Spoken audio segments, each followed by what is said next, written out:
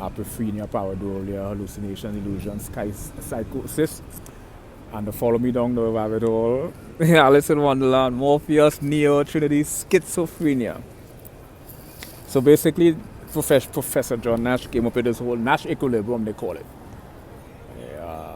And he called it governing dynamics. Governing dynamics is basically, I think it's called game theory in economics. And his whole idea of Nash equilibrium, governing dynamics, was sort of like a paradigm shift in economics. And what I find fascinating with John Nash's formula was, it was really a metaphor. It was actually an analogy. Metaphors and analogies are they're dichotomy, you know. They're mutually exclusive. All of both terms are used interchangeably. You know, metaphors is basically finding commonalities between different forms of existence.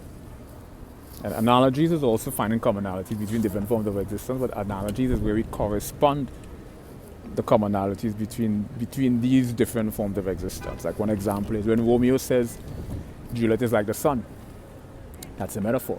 So why is Juliet like the sun? Why does Romeo posit that Juliet is like the sun? Because she radiates. She has a beaming smile. She has a radiant